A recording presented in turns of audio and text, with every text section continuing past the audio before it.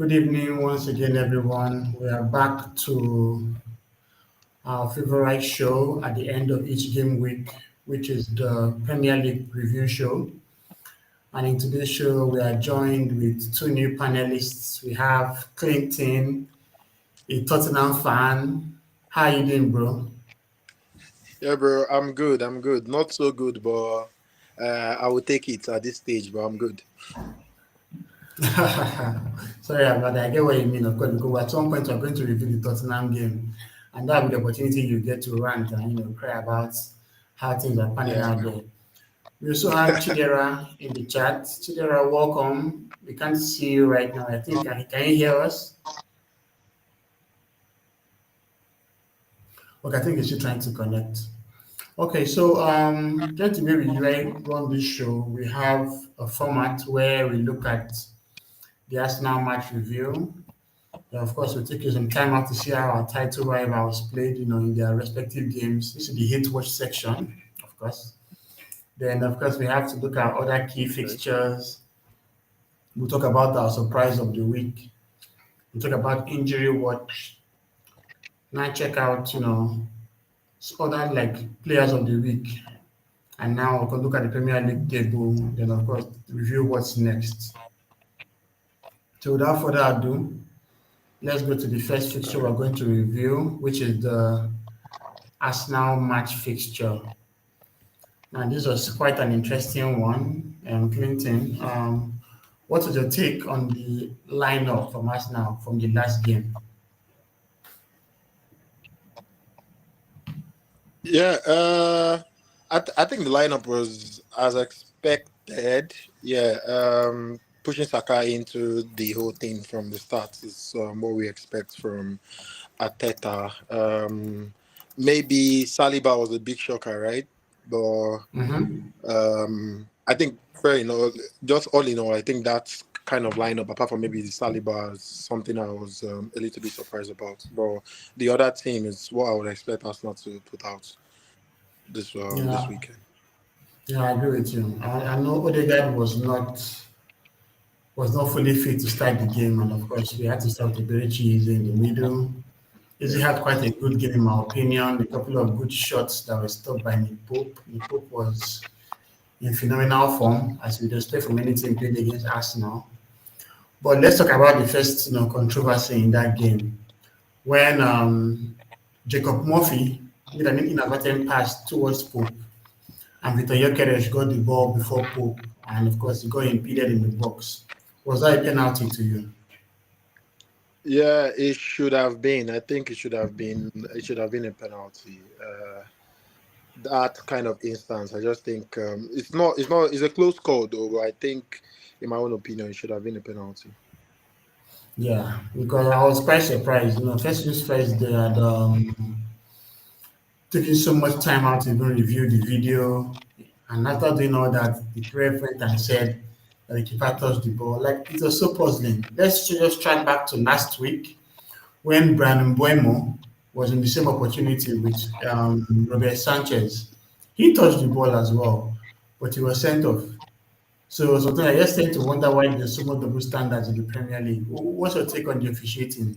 It's the inconsistency, really. It's the inconsistency. It's been so bad. Like, I mean, it's been bad enough that they could not even try to cover it with the first match of the season. Yeah, I think that was Mhm. Liverpool versus Bournemouth, where Senesi should have gotten red carded in that game. So it's Yeah. so bad. Every time we have to like deal with this, and it's sometimes it can be like really big calls, right? Like for example, in Arsenal's case, let's say Gabriel didn't get that late winner, and then you're in that case where you should have gotten a penalty, maybe 80% of the time, and then you drop points, two massive points in that kind of game. So the inconsistency has been bad, and they don't get. Do they even get some sort of like consequences for their poor officiating so far?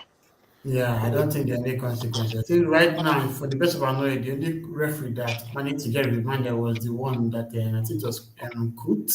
Yeah, When that's good. Kut, when he made those comments and he was saying doing other stuff we are going to discuss about here. Well, based on the actions and inconsistencies on the pitch, it's quite troubling because I would feel that the essence of VAR is to help us make the game better. But unfortunately, you have folks who are supposed to be experienced enough to use VAR, and for some reason, they never tend to get it right. And that's why I was not surprised that in the last World Cup or so, there was no English ref. I think it was the World Cup before this last one to make a punishment because they had too many glaring errors. So now let's Yeah. go to the next action on that game, which was the goal from the Votiman. What's your take on Votiman so far in the games he has played for Newcastle? Hmm.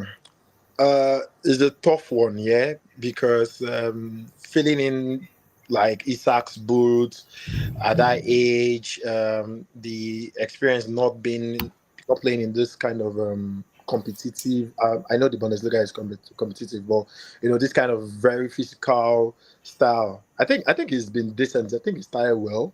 Um, Scored goals and it's looked like a threat too. So I think he will still get to become better. And if you look at the other side, like let's say if you flip the coin and say, oh, okay, what's going on with the other guy? And Isaac has not been himself, right? You can Mm-hmm. blame it on match sharpness and all Fit of that. sharpness, yeah. Yeah, but still, I mean, he's had quite a number of games to fix that, but it's not been working for him so far. Even the goal he scored in the EFL Cup was a EFL gift. Cup. It's a Yeah, gift, so yeah. yeah, so I think Waterman has been good. I think he will get better, and we also need to remember that they are still missing some players in their team, right? Mm-hmm. Wisa. Yeah, and then other guys too. So at Jacob some Ramsey point, too, yeah. yeah, they would click better, and then he will score more goals. I think it's been a decent signing so far. I know the price tag is a lot, so but for a start, I think it's a decent start from him. Yeah, yeah. And that price tag kind of comes with some form of pressure.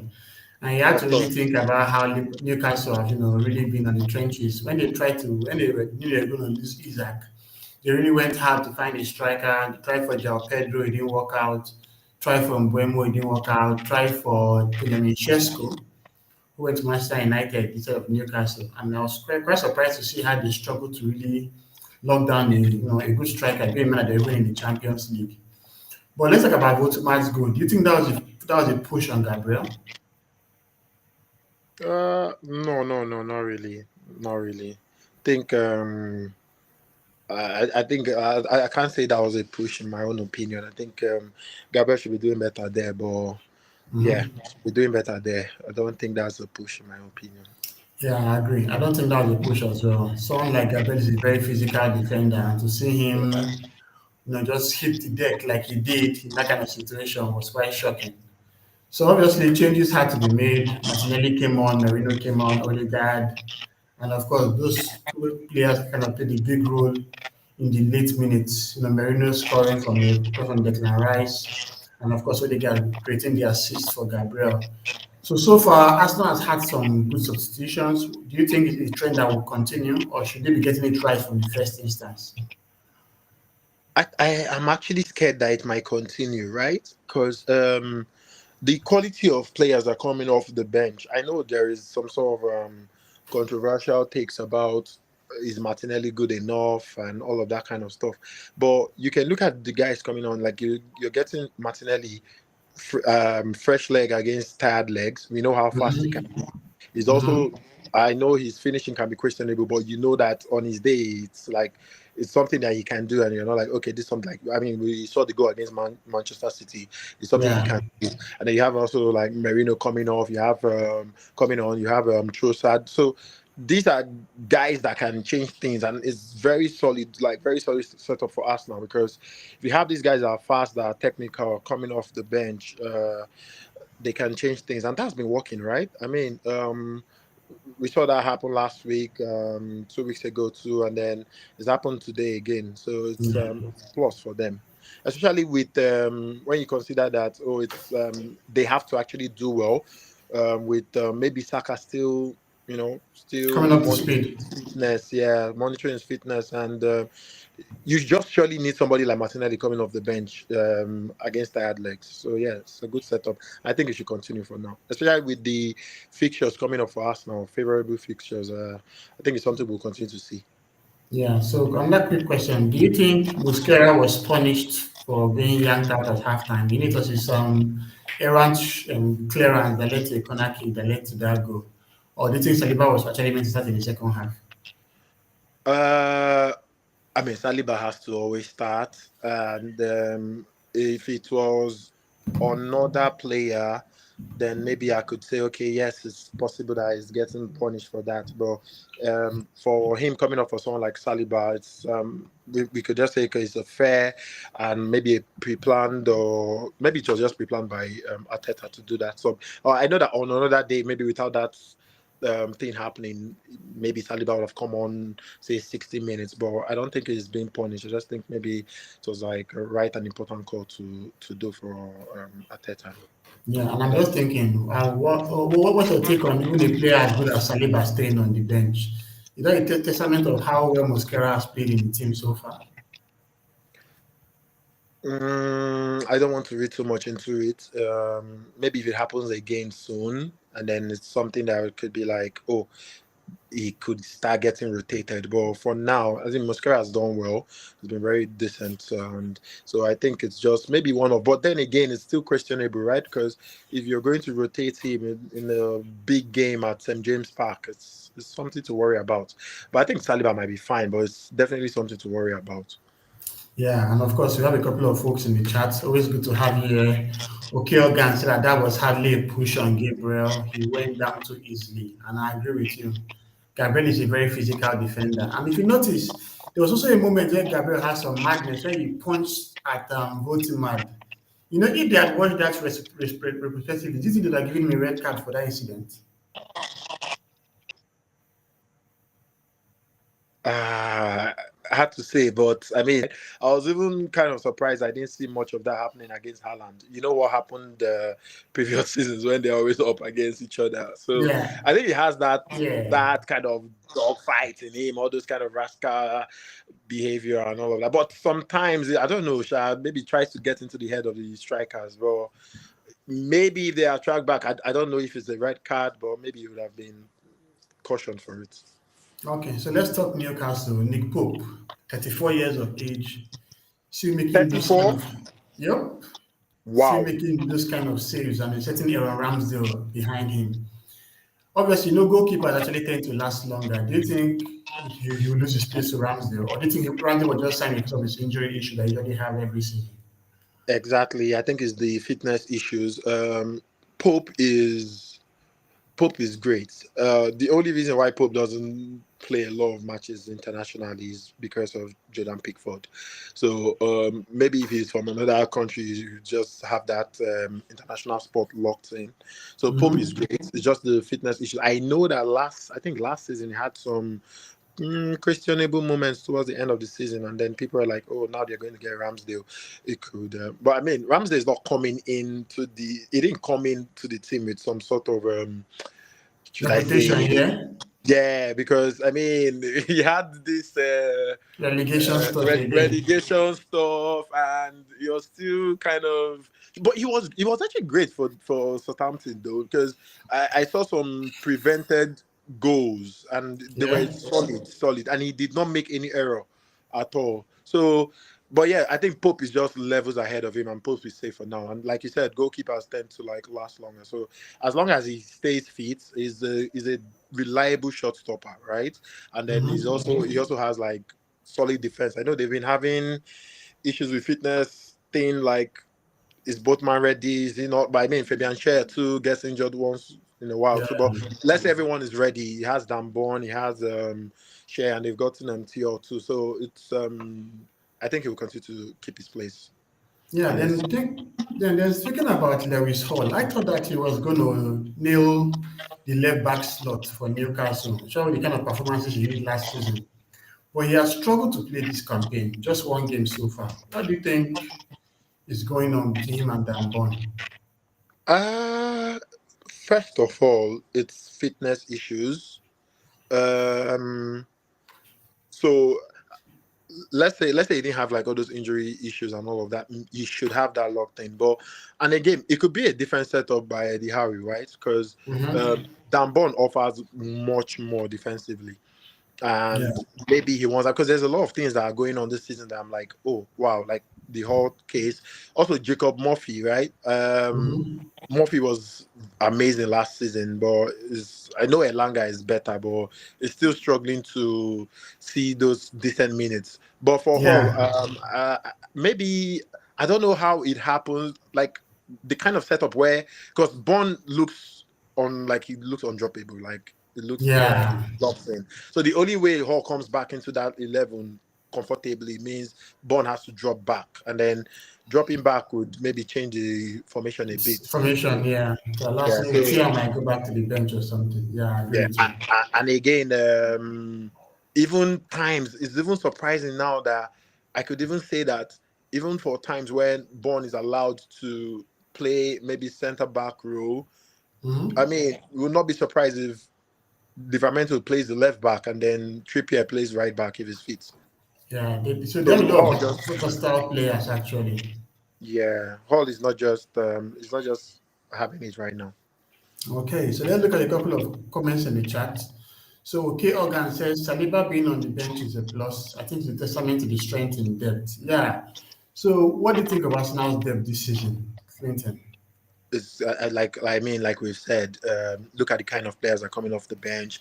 They want to impress, right? Mhm. We saw the Martinelli stuff telling his girlfriend he's rested. I mean, nobody likes to be on the bench, so there's Yeah. a lot of quality coming off the bench, and it's just really good, right? Because even at left back, I think Skelly too is still a good player. Struggling. Yeah, but he hasn't got Yeah, into the so team. exactly. So when there's no Calafiori, there's another guy. There's Kelly there. So it's I think the depth is really strong, and it's going under the radar to some extent. Like True. yeah, a lot of people are not talking about it. A lot of people are not talking about it, and maybe that's a plus for Arsenal as well. Yeah, I agree because I will never forget when Arsenal played against PSG in the Champions League last season, the semi-final Champions League, and our bench was Ben White, Neto, Setford, Zinchenko, Kabia, Henry Francis, Butler Oyedeji, Raheem Sterling. Like you can see the kind of players Yeah, that that's true. that were on the bench. But this in this game Yeah, against Newcastle, the difference was very clear. On Arsenal's bench, we had Saliba, Merino, Martinelli, Odegaard, Arrizabalaga, Wright, wow, Morgan. Like wow. the quality, golf of quality is just much. So so going forward now, where do you think Newcastle will finish at the end of the campaign? Will they still make Europe? Uh So there, I like if what we expect, like we expect the attack to click, and then Risa would eventually get into the team too, quality player as well. So I think if they start scoring more goals, possibly they could make Europe. But right now they're struggling to score goals. I think they've not scored in 3 games, if I can Yes, three remember. zero zero draws. Yeah, yeah, so that's just like strong, but I mean the midfield is still strong. Mm-hmm. It's very solid midfield. The defense is also quite reliable. So I think they can make like yeah they could finish top six, but it all depends on what happens going forward, which is not solid. Like I don't have that confidence enough to say, oh, Watermark is going to score certain amount of goals, Gordon is going to do this or which. That's why I need them to maybe play more Yeah. together, and then I see how they click. Yeah, I agree. But then again, if you remember, goals win games, and we've already placed these games into the campaign. You can only win the ones in front of you. And when you think of the fact that they Of had course. 0-0 against Aston Villa, 0-0 against Bournemouth, 0-0 against Leeds, it tends to, ask that question, are they going to have that kind of firepower required to do the needful when it's required? So let's look at our title rivals to see how they played. And we'll start with Crystal Palace 2, Liverpool 1. Can you give me your take on this game? So this game was okay on paper. I was expecting it to be tight. I think Palace were 16 games unbeaten at the Yes, time, or was it they're 17? 16. Yeah, so I think they're 16. So I expected it to be tight, and already they played in the Community Shield, and Palace were like very solid. Also, it's not that Selhurst Park is not a place you want to go to. Um, and the crazy thing about this game is it could have been more. It really should have been more. Allison was just class. Yeah. Like made up to 3 or 4 big saves. I think Mateta should be doing better Oh on that yeah, one yeah, that's too. his Like chance. he has to, yeah, he has to square the ball to Sal. He has to tip the goalkeeper. Like that's a poor miss. Mm-hmm. But yeah, the game was just like Liverpool could not even connect. Like the creativity was poor again. Another poor show Mo Salah from Federer Red. on Vert. Yeah, yeah, right. So it's and Isak too. Like it was just crazy. Salah was missing too. He was even defending for Palace because I think that's almost like shot Of goal bound. was going to be yeah, of course. And then and Henderson was solid. So yeah, it's a big win for Palace again. You could see how Glasner celebrated the win. So it's a big win. I think Nketiah's finish was Oh, brilliant lovely. as Yeah, well. that So low. That's a very good yeah, low drive. So do you think their it luck was. ran out? Liverpool have really been having a lot of late victories in recent games, and there's going to be inevitable that they're going to suffer a late, goal on their own end. Do you think that this is a trend that has to continue? You're right about that. But yeah, I think those matches where they needed that late goal brilliance, I think those were even matches where we expected them to maybe win Comfortably. before the game Yeah, I has. agree. Yeah, so yeah, and then they needed all those late magic and all. But when you're up against like the fixtures are this fixture swing now is different from what it started this season, Mm-hmm. right? Because now you're playing against Palace. You yes, late goals can come anytime and anywhere, right? But you're playing against a more defensive, solid team, a team that can hold you down. And after this game, is Chelsea at the bridge, Yeah. so maybe that late goal expectancy and everything and expectations would drop, and then they have to if they have to like win the games, they need to start scoring from the first half. Yeah. So But go ahead. Go ahead. Go okay, ahead. I was also going. Okay, I was going to add that, and the defense need to improve because you can maybe I know Bournemouth have been solid, but you can maybe allow Bournemouth score you twice, and then maybe you can find a way to score 3 or 4. But imagine having to allow like now Palace scoring 2, and then you can't even get the results. And then your next match is Chelsea at the bridge, and then you play, Villa and all this kind of Mm-hmm. stuff. So all this kind of teams. So they need to fix what's happening in defense because defense has been quite poor. Yeah. I mean, without Yeah, I Allison, agree with it could you. have I been agree with you. 4-1. Alisson actually prevented a whole lot of goals this season. But my biggest surprise, honestly, has been Mo Salah's performances. I remember when Aubameyang signed a new deal at Arsenal after scoring so many goals, or even Rashford. Is it that when you get this very big pay bump, your performances just drop? Or is it that is Liverpool now playing with him with his decline in mind? I can't say for sure, but I'm also as surprised because it's one thing that you're not scoring, and then it's another thing that you're actually trying, but you're not scoring.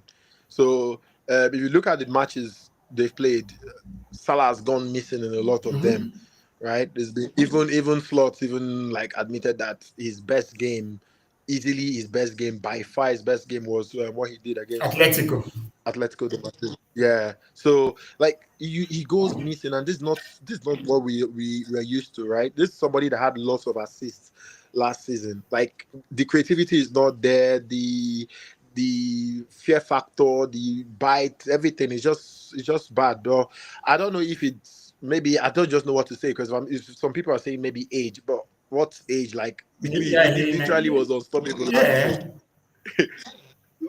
So I don't want to say his age, but I don't know what to say. It is like I cannot say, but maybe eventually he'll get his whole thing together and be back on form. But right now, shadow of Yeah, himself. I agree. I agree. And that player is Florian Wirtz. This was someone that was signed for 120 million pounds. Do you think he has been worth the outlay so far?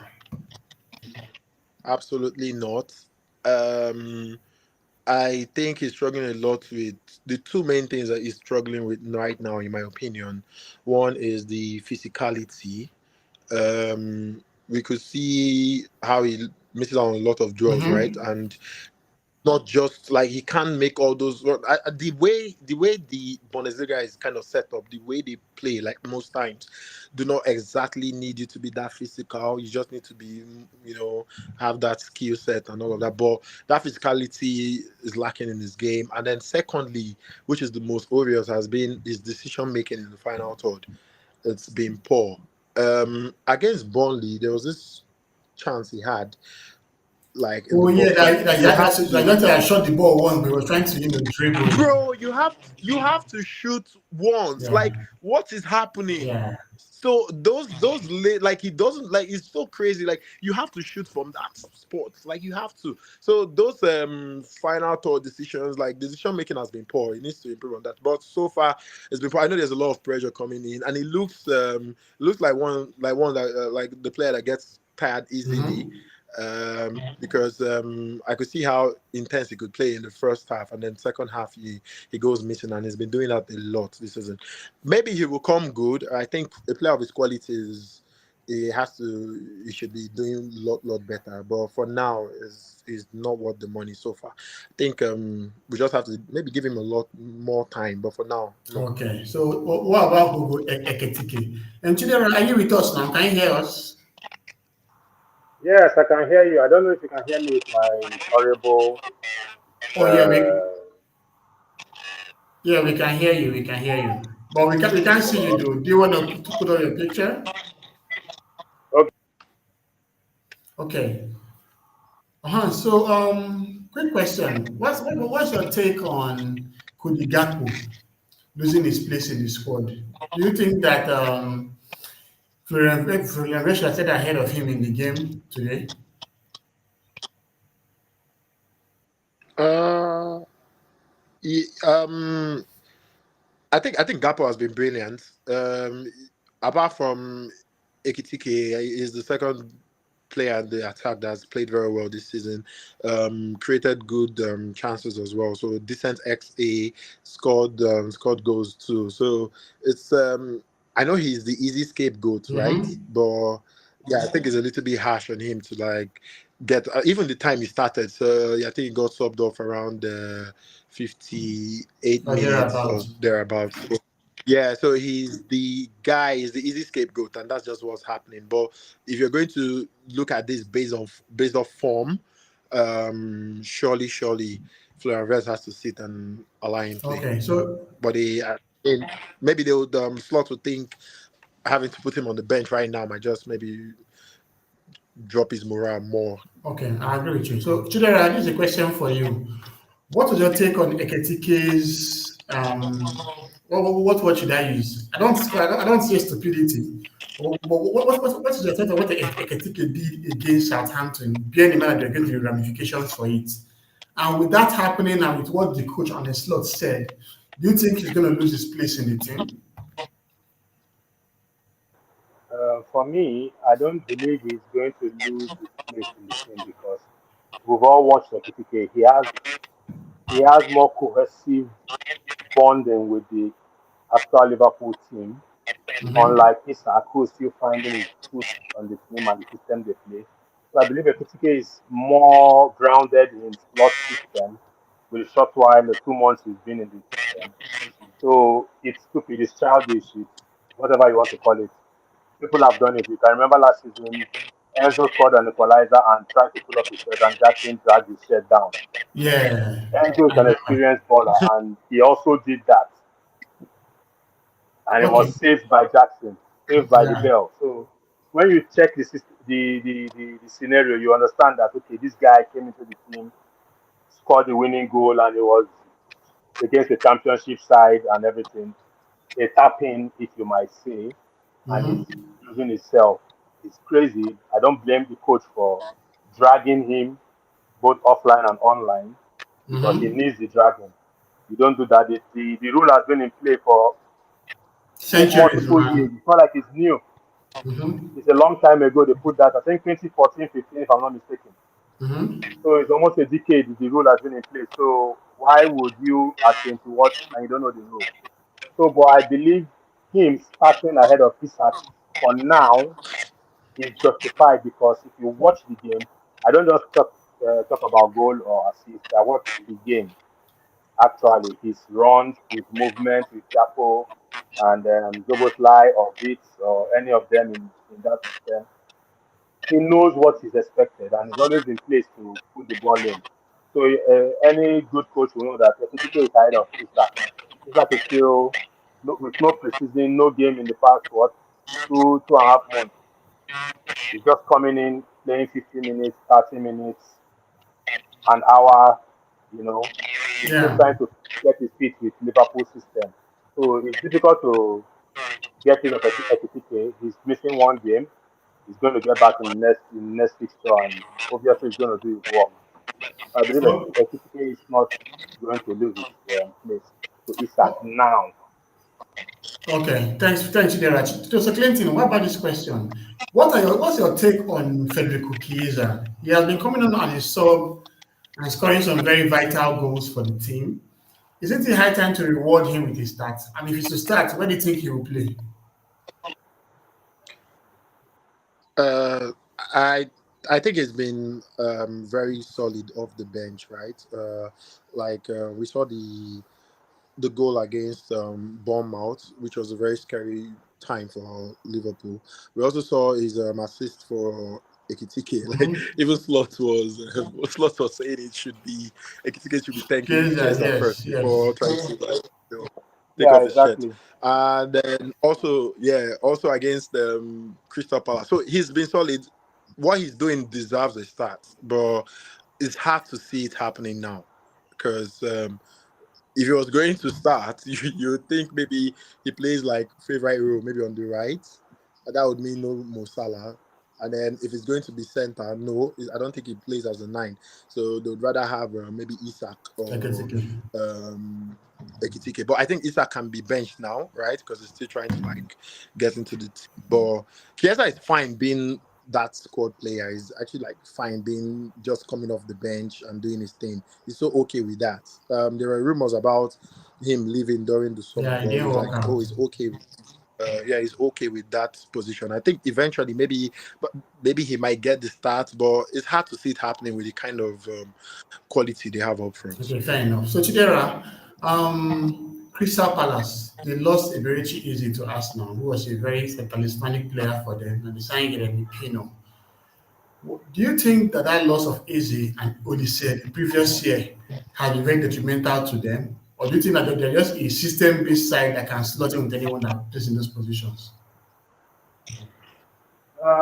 For Crystal Palace, let's just say it's just like what they call them, Brighton. They keep losing key players year in year out, and for some worldly reason, they replace them with somebody who will be worth 50 million in the next 12 months. Yeah. You know, we have Minte, we had Adingra last year, we have Minte now, and you saw what Minte did to Liverpool, Chelsea defense when he was put in. He was basically the reason why Chelsea lost.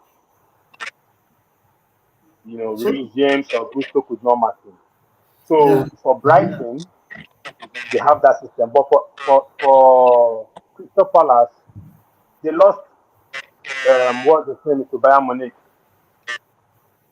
Mm-hmm. To buy money, could they lose to buy money? Only say Olise. yes. Yeah, Mm-hmm. they lost Olise, very key player with Eze. They lost him to Bayern Munich, and watching their last 20 games, they've not lost. They Yeah. are actually on an unbeaten run since last season, winning two trophies in between. And if you check the system, you understand that it is the coach's system that they are still playing, regardless of who they put in. Yeah. Um, they still get the same result, no matter who they put in into the midfield. Delaney also came into the midfield and was playing like they didn't make any changes. But they told you for once for 60 million or thereabout, and they still have the same Mm-hmm. result. They've not lost a game in 18, 19, or 20 games. So if you check it, it's actually the system that is playing, not the individual players. So they've Okay. lost Eze also, and I can bet most people do not know the name of their key midfielders. but Yeah, they are still getting their results. It's just the system. yeah, I agree. I agree. So right You now understand the system? they are currently in third place, Clinton. Do you think they would go to Europe for the normal for qualification spot this season, or do you think they will drop at some point? Uh, yeah, I'd expect them to drop at some point, but I mean, it's still early days to think they hold this. But I mean, I would not be surprised if they make Europe. But I think for now, we expect them to drop point. So I don't know. I don't know if it's to be like, but this is working out for them. It's just that there's still a lot of, I mean, going 18, 17 games unbeaten already is a big plus. So they're not a team to overlook. I just worry about how much, like how many goals do they have in them, especially with Sal looking to have some sort of maybe fitness problems so far, but maybe if he's fit and ready, and then we do also need Pino to click immediately as well. So, but for now, they don't. Of course, I don't expect them to finish third, but if they're going to Mhm. drop, I don't top half of this season by the end of the season. Okay, thanks. So let's go to the next game. And this was the draw between Tottenham and Wolves. Okay, so Chidera, do you think Wolves will be relegated this season? Wolves are the top candidates for relegation, like topmost candidates. So I don't know where the problem is. From the coach, from the players. They didn't lose any player last season, any key player last season, but the system isn't just clicking. You know Wolves of a couple of seasons ago. You play them with caution. You don't just Mm-hmm. give in and say you're going to beat them. You play them with caution. But this season is like if they've already lost the game before they kick off. Yeah, And against Tottenham, we were waiting, and on the 93rd minute, they still drew the game. It yeah, shows the error, the system, the concentration of the defenders, the midfielders not tracking back. I don't know where to pinpoint. There are so many areas to call out, but they need to get their grip on. It's already 5 games, 6 games in. With 1 point in 6 games, they might be on course to beat the isn't it Derby or Norwich, no, Derby the, County. the Derby County, the worst Premier League point tally ever. If you factor in the 6 games 1 point, 6 games 1 point, they'll be finishing with about 5 6 points Oh at the my end of the God. season. Yeah, So yeah. they will need to beat that 11 points. All the Okay. promoted teams have beat the 11 points. Mm-hmm, mm-hmm. So my So question to could go to you now, Chidera, is this. They lost Ait Nouri and Matthias Cunha for 100 million. Do you think that they invested well in their replacements? for now, the replacements haven't seen the daylight, and making over 100 million from your two key players on unlike Newcastle, they made over 150 million and they bought Martamade and this Wisa. Brentford striker Vista, and you see they are actively trying to replace quality with quality and more, you know. But with Wolves, they did not do that. They just tried to replace man for man and let's see what happens. And they can see the result, you know. They are still using the last season player who did not perform as much as Kunga as their top striker, Yeah, it's Larson. Larson. So, Yeah. yeah, and it's selling in them. Belagard is good coming in, Hichan coming in and out of the team, this new guy on the right. They are Arias. good on a good day, yes, on a good day. But when you watch the total 90 minutes of their game, you realize no, these guys can't even beat Burnley. Yeah, They I agree can't with you. they can't even beat Burnley. So if you can't beat a relegated team, who are you getting your points from? Mm-hmm, mm-hmm. It's, Yes. they should be scared right now Yeah. because So, the way it's mhm. looking, their next 5 games, if they get 1 point, that would be like Christmas coming early. Yeah, so in the previous discussion around Crystal Palace, OK Organ in the chat thinks that they will drop the likes of Chelsea, Man City, and Co. and displace them. So, Clinton, let's talk Tottenham. Mohamed Kudus. I really love the link up play between him and Richarlison for that goal, but obviously he could not time his run for the goal that was disallowed. Then there was a brilliant cross for Xavi Simons where he led the ball and he clipped the bar. But I think the keeper also made a good save to put the ball to the bar. Do you think that Kudus is someone that can be relied upon to come up with the goods, or are you hoping for Kudus to come back to take his place from him?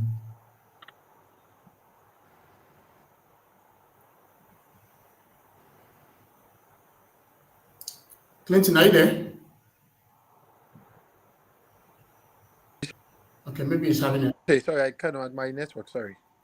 Okay, yeah, I was talking Yeah, can about you hear me? Mohamed Kudus. Yes, we can hear you. Can you hear us? Yeah, I can hear you. Okay, great. So we're discussing about Mohamed Kudus. In the game against Wolves, he had a good link-up play with Richarlison and scored a goal that was rolled out rightfully for an offside. And there was also a chance that Javi Simons sent to him that he noted, but the keeper made a good save that clipped the post. Do you think Kudus is someone that can be relied upon to come up with the goods, or are you hoping for Kudus to be fit enough to come and take his place back in the team? Uh, Not exactly goals, right? Because the stats are not showing that. His X per 90 is horrible. This game against Wolves, he he should have scored. He should have scored easily. The Simon's cross, that header there had to be in. I mean, I'm not taking anything, but I think Kudus has to be doing better there. It looked, it looks kind of electric because it's as if everything has to go through him. Like whenever we are in transition, just feels like everything has to go through him. I know there's Simons there to create, but Kudus just needs to start everything, and he's very creative as well. We've seen him make assists this season, but the goals I don't know yet. I know the goals will come eventually, but my main issue about him is he just seems to get off the gas too quickly, and it looks like I mean, he walks out. He walks a lot because when the game starts, he's everywhere.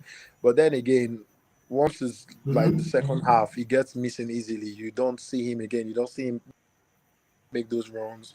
You don't see him make those press. He's not creative. The same thing happened again against Wolves yesterday, right? Because you could see was Johnston to make saves.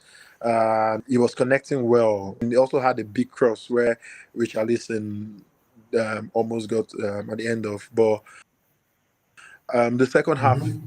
it was not there again. So I think that's the main issue for him, and that's going to be worrying when you're expecting. Yeah, true. Okay, Chidera, right now in Tottenham's attack, the number nine is a fight for that position with the rise of Richarlison, Solanke, Kolomwani, Matistel. Do you think that this chopping and changing of strikers is helpful to the team, or should Thomas Frank just choose one striker and just stick with him?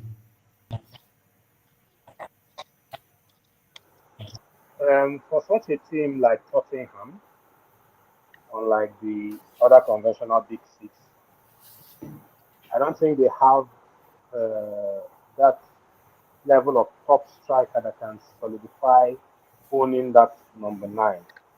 If you come into the history of number nines, there are some players like DJ Drogba, Rooney when he was still playing nine. No matter who you bring into the team, the person is always the second striker to him. But for Tottenham, we have Colomwani, we have Tel, we have Richarlison, we have Solanke, none of which are taking that position as his rightful owner. So what's going to be the outcome is the coach will pick according to who is in form. Two of the players I listed are currently injured, obviously. So he has Tel and Richarlison. Richarlison to pick from. Richarlison obviously is more informed, so he's going to play the whole games. Tel will probably play the cup games or maybe come into the Europa League, even on depending on the opponents they are facing. You know, but when you come to big teams, they don't select their strikers. They have that number one, then the others are going to be the subs. The number one would have played a couple of years with them.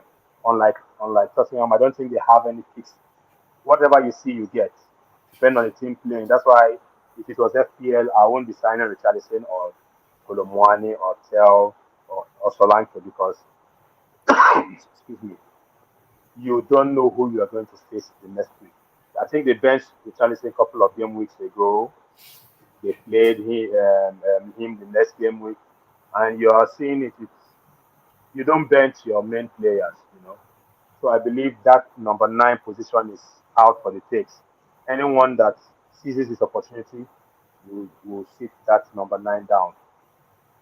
Okay, thank you. So, Clinton, in 6 games played so far, you've had 3 clean sheets against Burnley, Man City, and West Ham.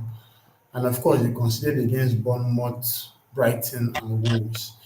Do you think Tottenham are overperforming in their XGC, or this is just what we should expect from them defensively? Yeah, they are overperforming. So I like to like read the stats, and the stats show that they are overperforming because I think before the game last night we had considered more shots than Wolves that are bottom on the table.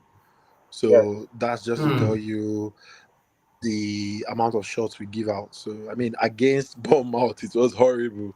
I think it was almost like three. I very, think very. we had like 3 shots in that game, and they had like Se- 19. So we Yeah. 17 or so 19, those yeah, clean about. sheets. Even do you know the funny thing? The funny thing is the clean sheet we kept against Burnley. Burnley had up to, was it 14 shots or so, and they had XG of about one point something. So maybe they on another day they probably would have scored. So we are Hmm. conceding lots of Scored one shots. or So I two. don't know if it's sustainable that would keep clean sheets, like more clean sheets going forward. But I mean, we're conceding a lot of shots, so I don't think this is going to be sustainable, like the clean Okay. sheets. Okay. So let's go to the next game. And this was between Chelsea and Brighton. So, Chidera, as a Chelsea fan, what's your take on your performances so far? Yeah, not take away the efforts of the Brighton or the Seagulls, but if we can concentrate more, by our defenders can concentrate more and stop collecting useless red cards. You see, if you watch the game against Brighton, they had only one shot on target before the red card, Yeah. and it wasn't even a dangerous shot on target. It wasn't a key shot on target.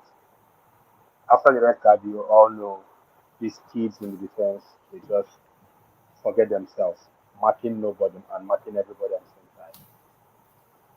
So you saw the game against Man U. They were in control of the game. Maybe Man U put up an attack for the first 10, 12 minutes. After that, Chelsea took over. And boom, red card, game over. After Man U got their red card, Man U was nowhere to be found. In fact, Man U removed all the attackers. Sesko Kunya and Belmo were removed because it was useless. They were defending throughout the game. Yeah. And Chelsea got one back, but it wasn't early enough maybe to get the second one. And also against Brighton, the possession between Brighton and Chelsea before the red card was 70-30. After the red card, 56-44 in favor of Brighton. Wow. So, So if so, you check the stats, we realize that before the red card, there was no scare. After the red card, everything crumbles. so my question to you would be this, Chidera. Do you think that Maresca as a coach has not really equipped himself to defend with 10 men? Don't you think he's also adapt and change his style, bearing in mind that, they were still having a positive result at that point in time? I think Maresca, as a coach on his own, is overachieving. He overachieved the last season. He's a championship level coach who is doing wonders in Premier League. Hmm. And obviously, one way or the other, he will be caught out because he doesn't have the experience to lead such. In the time of Mourinho, red card is not the end of the day. If you have one goal advantage, give Mourinho red card, he's going to still lead the game at 1-0. But you True. saw the game against United. Maresca removed three attackers after 22 minutes or what, 17, 18 minutes. Kopama maybe enforced. Estavio and Neto. Pedro Neto. Why are you removing them? How do you counter? Yeah, yeah. How do you counter? That move was shocking actually because It was shocking. it was shocking. I remember. I was It glad, was and like a secondary school move. yeah, and this is the same person I was talking with my friends when I was watching the game. And like someone like Neto is someone that you need if you have a red card because he can quickly Exactly. hit on transition with the break. So to see him go out, Estavio is someone that can hold the ball. So when you need to hold the ball, he loses one or two players, they foul him, the pressure is out. hmm But you left Enzo who doesn't have the legs to chase. yeah.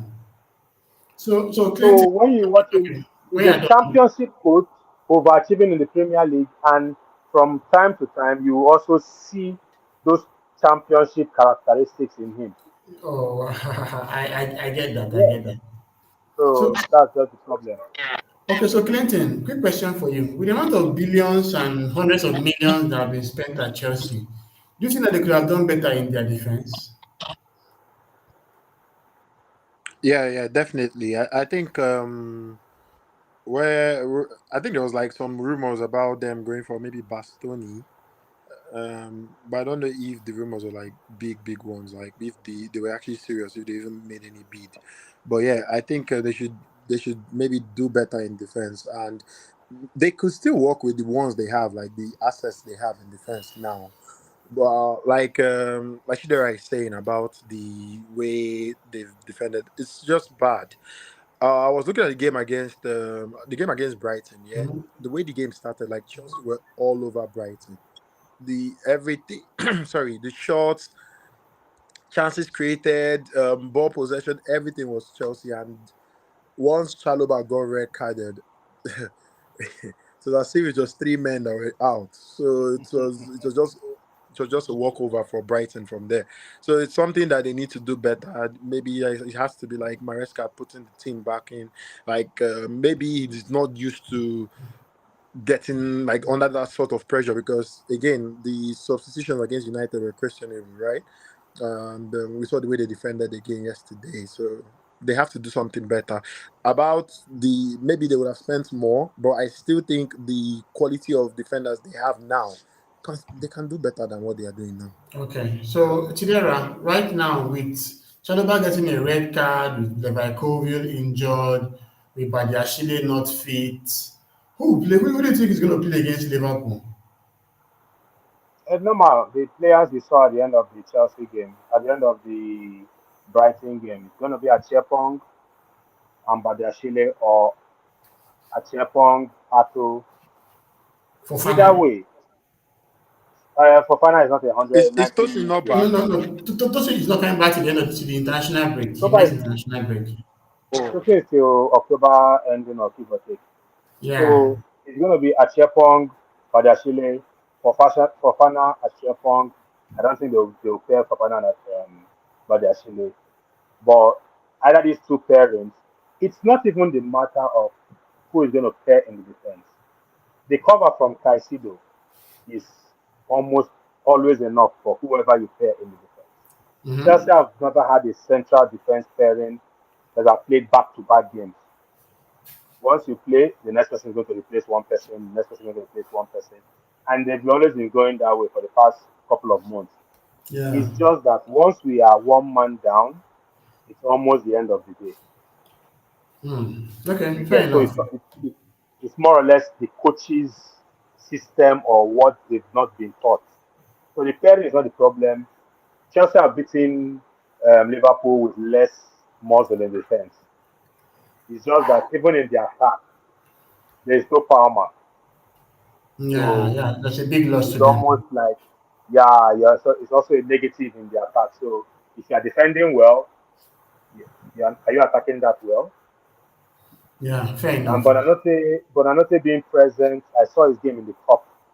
He was all over the cup, the lower division team, and I was like impressed because he was doing very very well for such a level. And I'm like, if he continues, at least the what they call it, the absence of Palmer might not be as pronounced as it's going to be if he does well. He might not play full time. He might play maybe 60 minutes or 5 minutes, or it's an option for Chelsea in the attack. But that Yeah, Liverpool game is very dicey. A draw would be like a win true, to true, us, true. considering Yeah. what we are missing. So let's talk about Brighton for a bit. Clinton, they lost a very key player in João Pedro. Is Welbeck currently, but basically about to end his days with the club in terms of his aging and retirement and all that? Do you think they should have gone for a better striker this summer? Yeah, I would have expected that. I would have expected that. But I think Ruta has not been bad.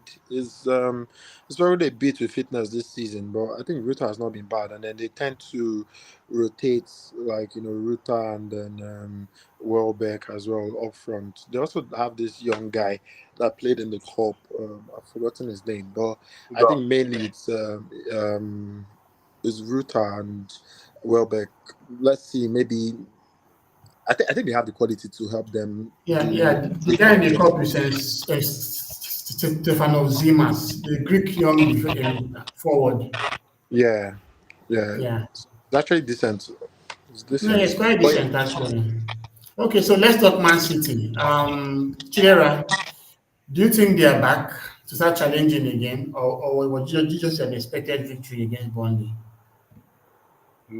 Everybody expected this victory against Burnley. I'm surprised I didn't triple captain Haaland, but but it's Burnley, it's Man City. You can never tell. But with what we've seen in the past 6, 7, 8 months, some people say Pep has lost his touch. I tell people it's people finding out how to contain and beat Man City. It happens to every top team that has been consistent for a couple of years. You get Yeah. targeted, you get watched more. You are the special case for everybody. Hmm. So it doesn't necessarily mean that they've fallen off. No. If Liverpool loses 2 or 3 games, Man City will top the league. Yeah, fair enough, fair enough. It's just the way it is. Man City beat the people they're supposed to beat. They might draw against Liverpool, lose against Arsenal. Beat. Who they are meant to beat, who they have to beat, they beat them. Okay, fair enough. But I'm just thinking about the fact that going into 6 games into the season right now, they have just 3 wins, 1 draw, and 2 defeats. Two losses. And defeats came in the hands of Brighton and Tottenham. And those teams actually went at them. So is that potential still exists that there should be other team that will target them because last season they lost 9 games in the league. That was quite unprecedented for a team of their caliber. So do you think that this is something that might also continue again in the new season? Yeah, yeah, I believe more teams are watching. Like I said, more teams are watching them. So obviously, it's going to be like that for maybe a couple of games, maybe most of the season. And judging by what I've seen in the games they lost, they didn't lose a game to the team that you you did not expect to put a Good solid performance. performance against them. Yes, Yeah. they lost a game to Brighton. Beat them. Brighton has always beat them. Mm-hmm. Tottenham beat them. Tottenham have always beat Pep. Yeah. So it's not like it's a new team, or maybe Sunderland beat them, or Wolves, or any of these guys. It's Yeah. the Yeah. people that actually collect points for them for the past 2, 3 seasons. So it doesn't Okay. surprise me. If you are a Okay. punter and you have a lot of money to waste, you will put it against Man City when Man when City. those games. Yes, Yeah. So it's Okay. normal. You've seen it several times, so it shouldn't surprise you. Okay, that makes sense. Clinton, are you still with us? Yeah, yeah, I'm here. I'm trying to fix on something, but I can. I'm here. I'm here with you. Okay, okay. So, in addition to Wolves, do you think Burnley is going to go down this season? Do you think they have enough to stay up this season? Oh, in addition to Wolves, so we have confirmed Wolves are out. Well, we are all aligned that Wolves are out. That's what I said in addition to Wolves. Okay. Yeah, I expect Burnley to be out. Like they just don't have that quality. Crazy enough, Jaden Anthony has been solid. He's been Yeah. so good. Yeah. So I think it's only Haaland has scored more goals than him this season. Yes. So, but That's yeah, right. yeah. But I don't think they're good enough. Like they did play. I think they were quite good for most part of this game because if the plan was to not give Haaland any space, it worked for the most part, right? The first half was how many touches did Haaland have in the first half, and then About uh, seven. yeah, and then second half, I know. I mean, it's hard for them to stop someone like Doku, especially when you have an aging Kai Walker on him. So, Mhm. but apart from that, like only Doku really was having a lot of space. Foden did have some spaces as well, but then again, Reinders was not that great, and then Haaland was just closed out. But I mean, eventually they will still have to like show us that they have more of this Premier League quality, and we saw how that happened. I mean, look at look at Haaland's second goal. Like you do not expect such to be happening in when Definitely. you're at this stage of the season. So yeah, so I think they will go down. Okay, fair enough. So let's look at other fixtures in the campaign. Bournemouth leads to Bournemouth 2. So Chidera, how impressed have you been with Antoine Semenyo this season? And do you think he can get even better? Uh, it was surprising. Last season we were talking about Kluivert, Ouattara, and Semenyo was just coming from maybe one or two lucky goals. He wasn't the key man in Yeah. particular. With Evan Nielsen taking penalties and taking most of the games, and him and Kluivert. But now Kluivert, I don't know, he was injured, he was much rusty. Semenyo didn't care. Semenyo took the bull by the horn and ran with his opportunity. So I'm not surprised. It's a black man taking his opportunity. And for them to sell Ouattara to Brentford, it was shocking. He came Mm-hmm. out of nowhere. We just saw Ouattara to Brentford. I'm like, he just came to Bournemouth. Why are you moving to Brentford? You know, he is doing his thing there. No, no, no beef. But Bournemouth is a very coordinated team. The team being coached very well. You understand? I saw the Leeds Mm-hmm. game. The Leeds game, I actually expected Leeds to win. Somehow, I don't know, there was something about Leeds game that countered Bournemouth game. Bournemouth survived it, net equalizer, yes, but they almost countered all Bournemouth attacks. And it worked for 89, 90 minutes until the goal to equalizer came. But Yeah. Bournemouth is resilient. I don't see them, they'll be give or take between 9 to 12 position. They will be always be there in the league. They're not going Mm-hmm. anywhere. I'm not expecting them to go down. Neither am I expecting Leeds to go down. I think I've seen three of their games, and I know what I've seen. No, they're not playing like someone who is ready to leave the Premier League anytime soon. I'm scared Yeah. of West Ham. Actually, I'm scared of West Ham, not actually Leeds, because Mm-hmm. if you play like that in the next 5, 6, 7 games, you should be watching your back to relegation. True. So, Clinton, look, I remember when the season was about to start, Kepa had gone, Keke had gone, Zabani had gone, Hoyson had gone, and all the dooms this year, like Bournemouth defense has been ravaged. How can they cope? But in the new signings they've had, Truffet on the left, bringing Senesi back to the mix, bringing in Diakate, and of course Petrovic from Chelsea. How do you feel that defense have fared? Besides the fact that they are quite a new look team working together. Yeah. Okay, so for Bournemouth, yeah, losing all those kind of players is very surprising. That and again, the replacements have not been big names, right? They're not names that will say, "Oh, okay, yes," and all of that. But they've been solid, right? They've been solid. I know that Leeds were all over the defense this weekend, but they've been solid. Like Senesi has stepped up when it matters the most. He's hit DEFCONs in every game this season. That's six Yeah, games. And yeah, Sufe is also very good, also when he attacks. Diakite has not been poor as well. So I think the defense has been good enough so far. I don't know how they'll sustain that, but it's more of a system thing, really. And Irayola, or what's his name, has been doing great at that. yeah. I agree with you. So let's go to the next fixture here. This was Nottingham Forest 0, Sunderland 1. So Chidera, what's your take on Nuno Espirito Santo leaving Nottingham Forest? And how do you think Ange Postecoglou has fared so far? My thoughts on I don't know if I can say it here, but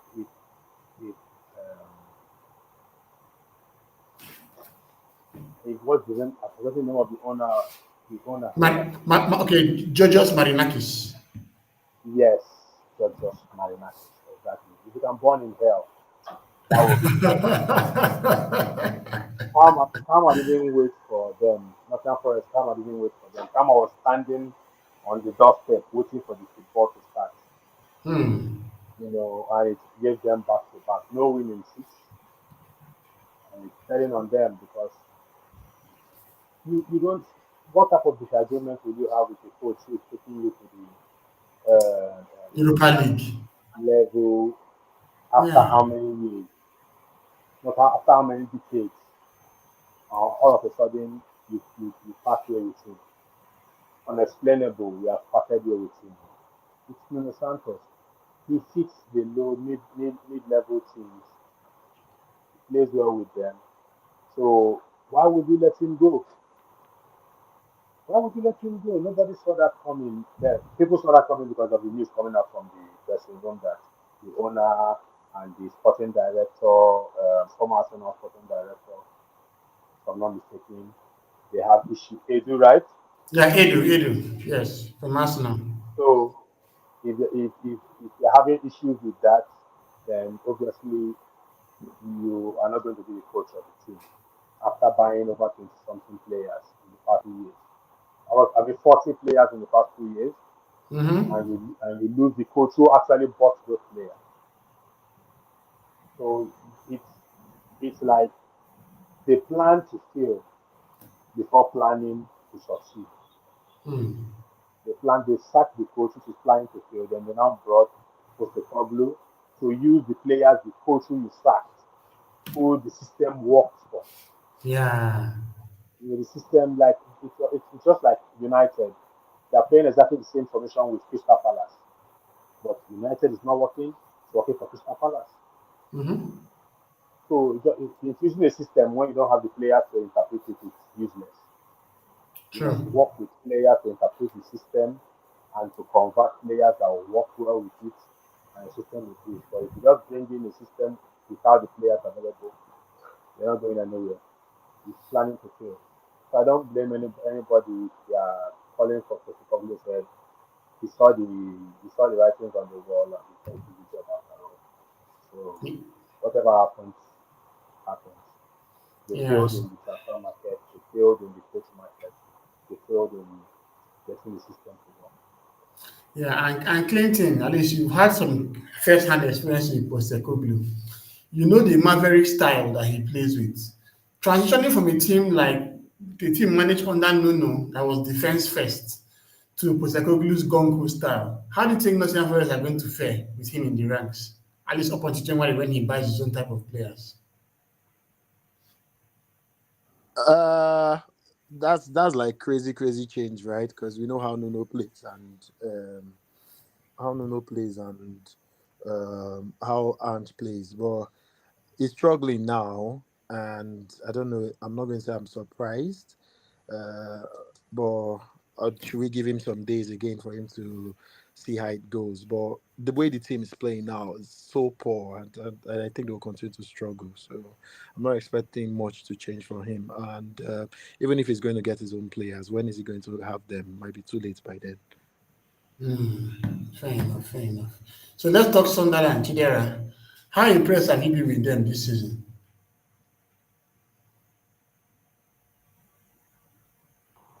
And what did you say? Yeah, I was saying, let's talk about Sunderland for a bit. How impressed have you been with Sunderland this season? I've actually been impressed nonetheless, but it's still early for. We've seen a lot of relegation teams come in and do very well in the first 5, 6, 7, 8, 9, 10 games, and after the dust settles, they then keep counting census of 2, 3 zeros. But for now, Sunderland aren't joking. I think they got this Everton striker Calvert Lewin. They No, got no, this no, that's midfielder. Leeds. Okay, that's Leeds. Yeah. Yeah, they got Igor. I don't know that their short striker. Isidore They got it from Mayenda. Brentford. What do you say? Isigor or something like that. Yeah, yeah, He scored a couple of Isidore, goals. Isidore, Isidore, yes. Yeah, Isidor. Yeah, they got this Isidor who scored a couple of mad goals. If you check it out. Mm-hmm. So I think it's too early. But even saying it's too early, you cannot forget the Leicester season. We kept on saying it's early days, it's early days, November reach, it's early days, it's early days, January reach, it's early days, it's early days, April, and They so won the league. yeah, Yeah. they want to leave. So you look both ways, you have to say if they keep getting the draws and the wins in every 4 games, obviously survival is in the bucket. Not not a No, It's fair not enough. rocket science. It's just mathematics. Hit 40 Yeah, points, you're obviously going to survive, give or take. I agree. So, I and I agree. think they are in 12 points or 11 points, if I'm not mistaken. So, they've Mm-hmm. gotten more points than Mind U this year. Mm-hmm. Mm-hmm. True, true, true. Okay, Yes. so let's go to the next fixture. And this was Manchester United Brentford. Okay, so Manchester United basically has one of the biggest exits this is called the considerable number of penalties they've gotten. And in 6 games so far, I think they've had Three penalties. three penalties, and Bruno has missed two. Do Two. you think it's high time other penalty takers like Cunha or Mbuemo take over, or should Bruno still retain the penalty taking? Chidera. Uh, I'm this traditional guy. Coach has said this, Bruno takes penalty. Nobody takes it from him. He's the penalty. When you look at United have, I think United has the most shots on target in the Premier League, most Mm-hmm. attacking return, top three in um, big chances, one of the least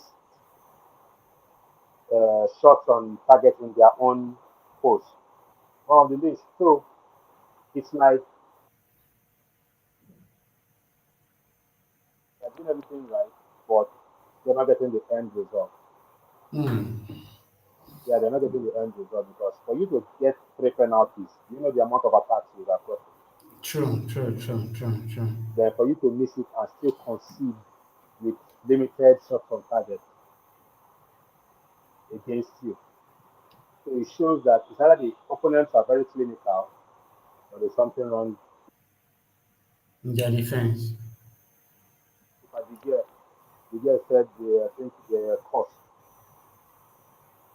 you know. Yeah. So it's Mm-hmm. either I believe the girl's cost or I check that Man U has a problem that nobody can solve.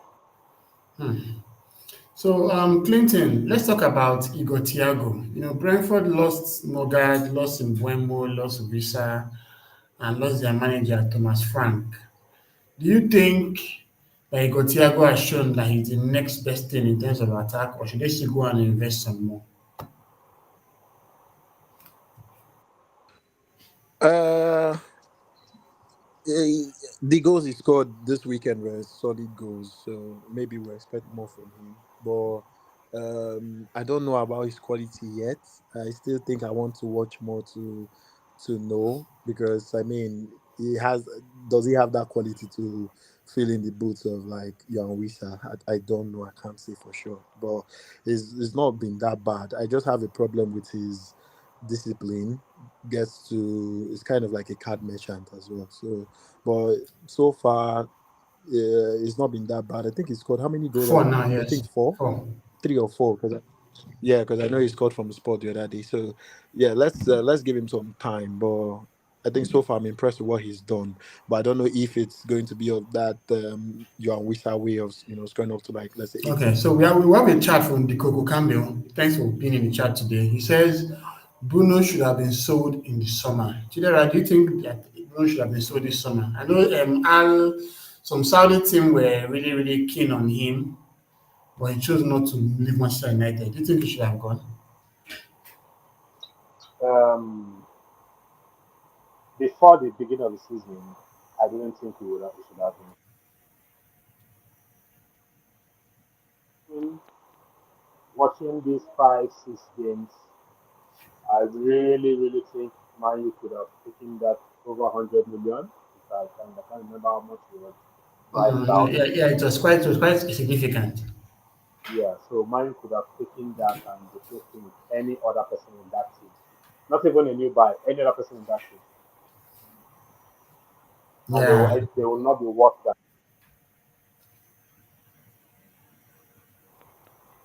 yeah, I agree.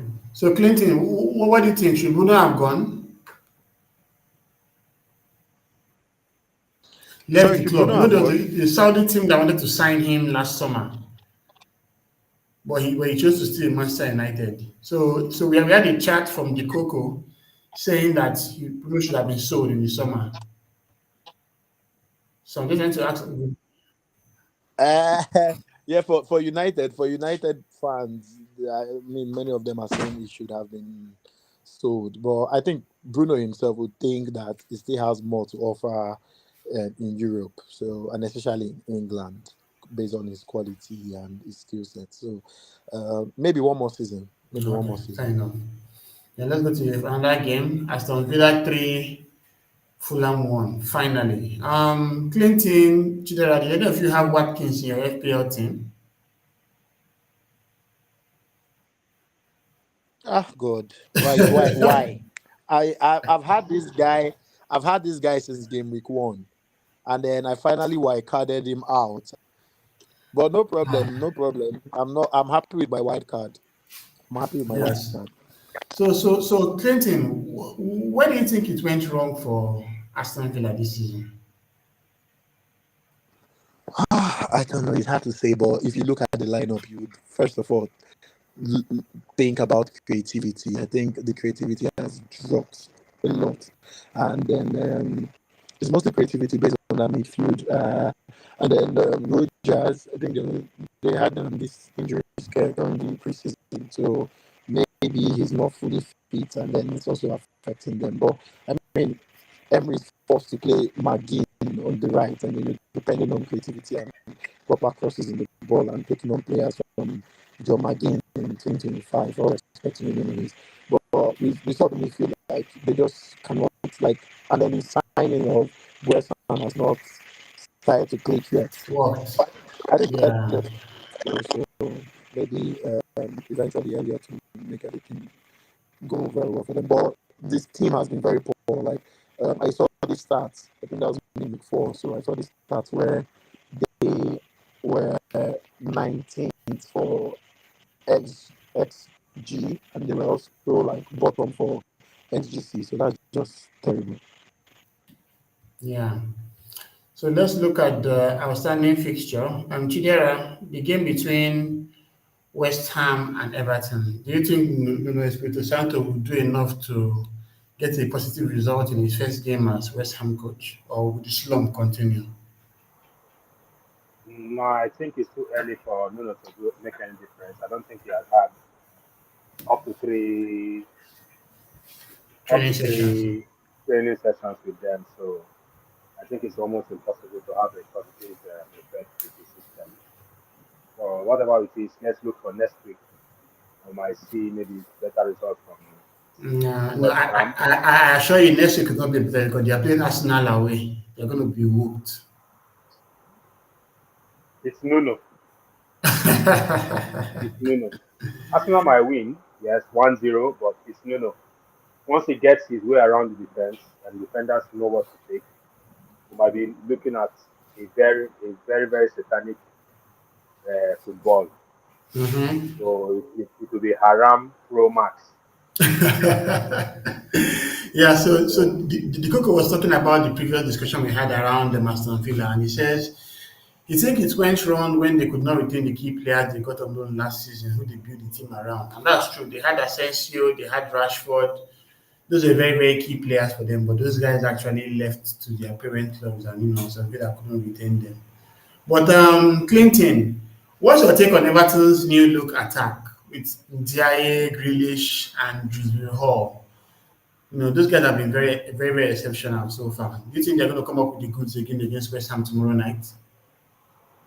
yeah, Everton have been very consistent with having this very strong defense backed up with their attacking form. They lost Calvert Lewin, but Beto and this other black guy they signed, they've been very good in their attack. It cuts across from Duzio to Ndiaye and Grealish getting his teeth together in Everton. Maybe it's his level. Man City was way over whatever he thought he was worth. I think Everton mid-table team is where he's supposed to find his feet. He's doing his thing, having four assists in the Mm-hmm. last 4 games, more than he's had in Man City's 2 years or 2.5 years. Yeah, yeah. So it's crazy. So when you see his game, it's like he's relaxed, less pressure. He does what we've seen him do against Aston Villa. So everybody expects him to flow out more. For Everton attack, I think they are number 4 or 5 in the goal scored. So Mm-hmm. they scored enough goals to win games. And also Yeah, they kept clean sheets to not lose games. yeah. But with West Ham not getting their points, it's very difficult to call anything in favor of West Ham for that game. I It's agree very, with very you. difficult. I agree with you. Thank you so much. So now let's talk about the surprise of the week. My own surprise of the week was seeing yet another defeat for Chelsea. They started the season very well, but to see them, lose to Bayern Munich, lose to Man United, now lose to Brighton, albeit the whole red card, I think they could have done better. What's your one surprise of the week in the Premier League this season? I wasn't surprised with Chelsea. Chelsea was um, doing wonderfully well before the red card. My surprise of the week Hmm. was how Liverpool turned out. If you saw the game in the first half, Crystal Palace should be 4 goals up. You don't see True, that against Liverpool. true, You don't see true. that against Liverpool. They don't give you those number of chances back to back, and Matata was missing it back to back. Yeah, he had a very poor game. He had a very He poor had a game. very poor game, very poor game, I must say. So watching Liverpool, I'm like, this isn't the Liverpool who won the league last season. They don't give you this number of chances. And Mohamed Salah was very cold on the right. He Yeah, was true. basically very cold. He couldn't put 2 or 3 passes together to create anything useful. Yeah, it was so unlike Even him. after this, even after they scored, Nketiah had a great chance missed before he scored the winner. Liverpool don't Hmm. give you such opportunity, whether home or away. So that was my actual Surprise of the week. surprise of the week. How the game went, not just the result. Okay. Yes, how the So game went. so let's look at the injury watch. And this game week there were not much injuries, but Tyrone Mings, Raul Jimenez, and John McGinn also suffered injuries for their clubs. Looking at these three players, who do you think will impact his team the most from his absence? Obviously, John McGinn. John McGinn is very crucial for Aston Villa. So many things go through him, and people don't see it because he's not accounted for in the goal and assist ranking. Because Yeah. so many things go through him. Tyron Mings, we saw less of him last season, and Aston Villa qualified for Europe. Mm-hmm, mm-hmm. So they could also play without him for the rest of the season and still do as much as they did last season. Okay, John then. McGinn was very, very vital. What about Jimenez? No, yes, we had an interesting battle with Rodrigo Muniz for the number nine spot at Fulham. So, do you think he should be starting ahead of Muniz, or do you think it's the other way around? I think he's starting it because Muniz is injured actually. Hmm. Currently, Muniz is injured. That's why he's on the starting lineup.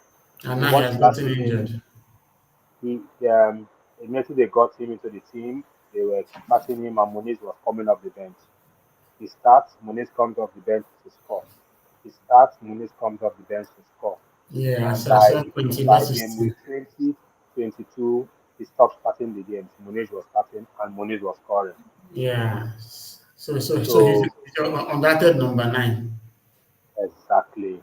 It's just a shame that Muniz is also injured. I don't know the duration of his injury, but if he comes back, Jimenez will always be coming up from the bench in the Premier League. So so Maybe do, cup do, games. so do you think they miss Mitrovic?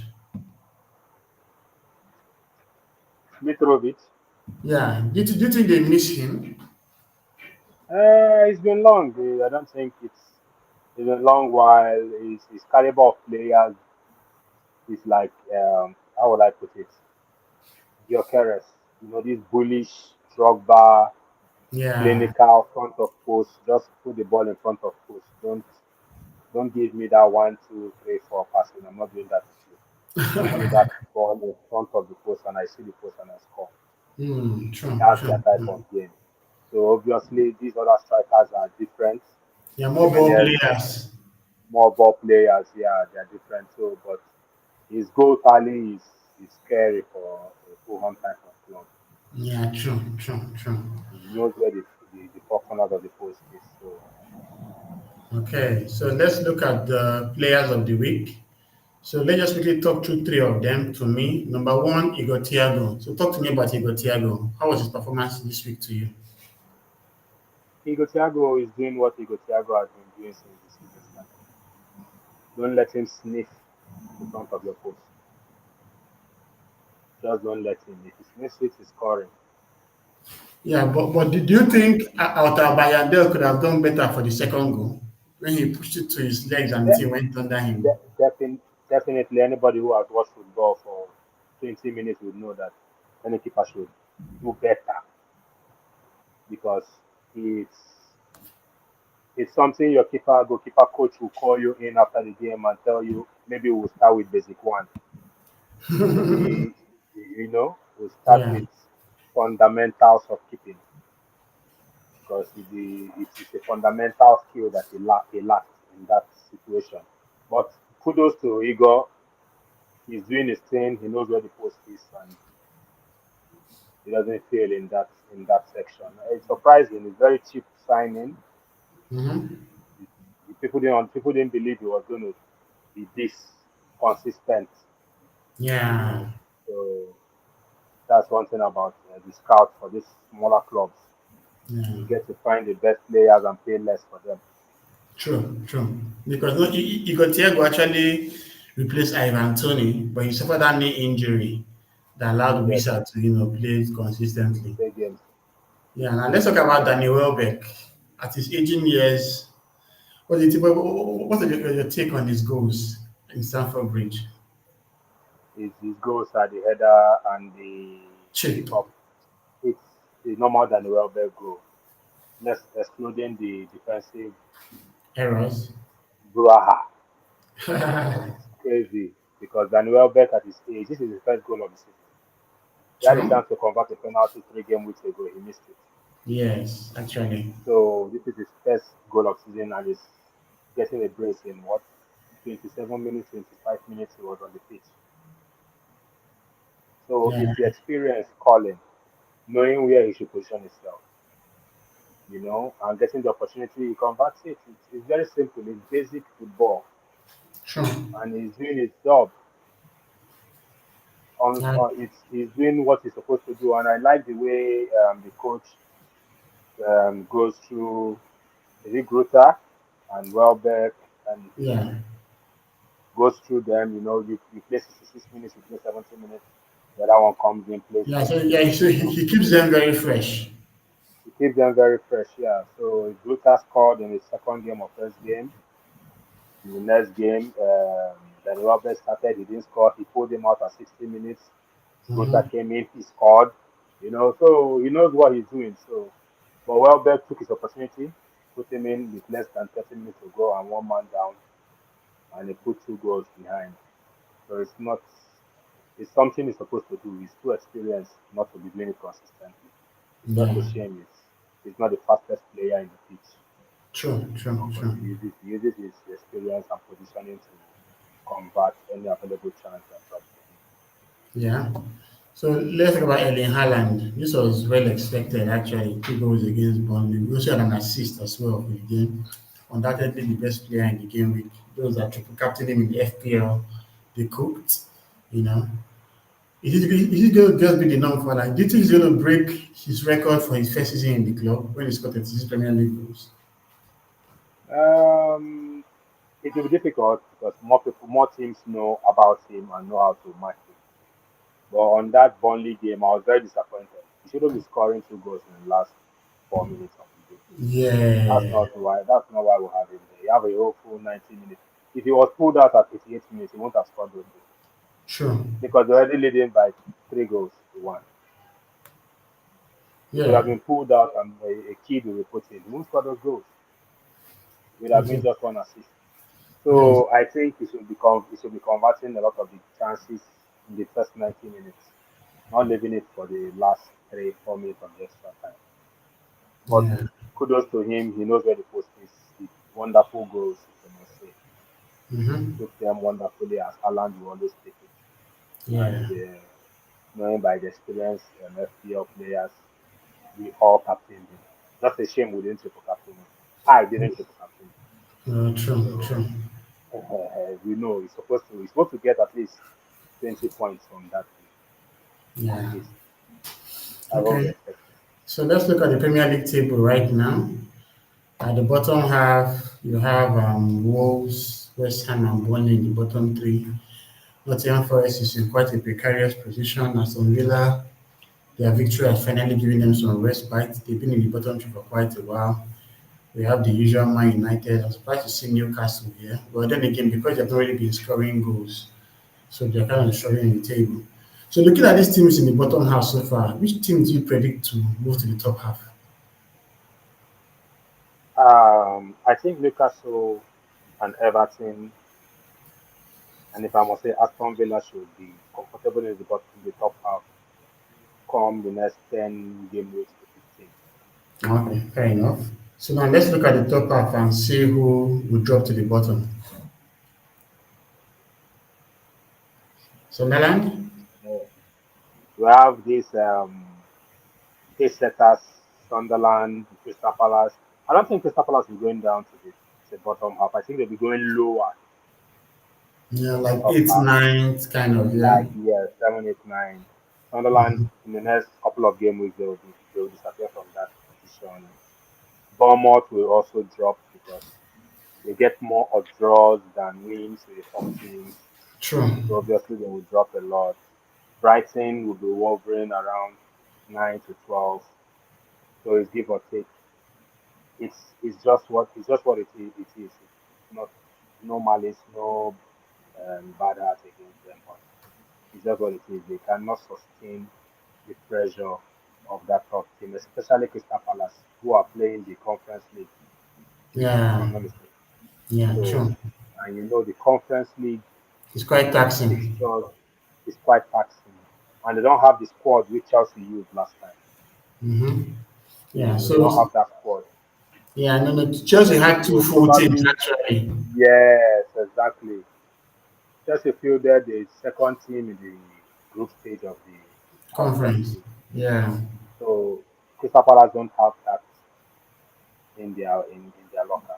So obviously, a lot of the top players in the first 11 will also play the In the country. conference league as well. And And even they'll be traveling to Azerbaijan, they'll be traveling to countries that they've never met in their whole life. yeah, true, true. And it will add to their fatigue as well. Exactly. That's why that's the thing. So once they kick off, it's going to be hell up to back because there's no chance they'll play FA Cup, Carling Cup, League, the Europa Conference. Conference. They cannot take it. Yeah, I agree. They I actually agree. cannot take it. Although, yeah, we have the Coco, a guy like, wow, Crystal Palace. Yeah, it's quite surprising to see them in third place, but it's well deserved so far. Yeah, well Okay, so, deserved so far. yeah, so let's go to the final section of, the video. And now we're going to look at excuse me, look at the predictions for Game Week 7. So I'll call a fixture, Chidera, and you give me a score line. Oh, Bournemouth, okay. Bournemouth Fulham, 2-2. okay. Leeds Tottenham, Goalless draw. Arsenal West Ham, 3-0. Man United Sunderland, 2-1. Chelsea Liverpool, 1-2. Aston Villa Burnley, 1-0. Everton Crystal Palace, 1-1. Newcastle Nottingham Forest, 2-0. Wolves Brighton, Oof. Two teams that you cannot predict what they're going to play. I don't think Wolves is going to come out top of that game. Let's give them 1-1. 2-2, 1-1 draw. okay. Then Brentford Man City, Oh, Man City 3-1. 1-3. 1-3, great. So the Coco is a Man U fan. He believes that Man U will lose to Sunderland, and he puts 1-3 as his prediction. Okay, so we are done with today's video. Chidera, thanks for making your debut on the show. Quite appreciative of the support you gave us today with your expert Thank you. analysis.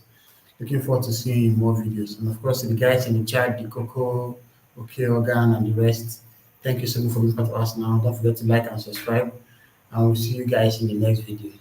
Bye, everyone.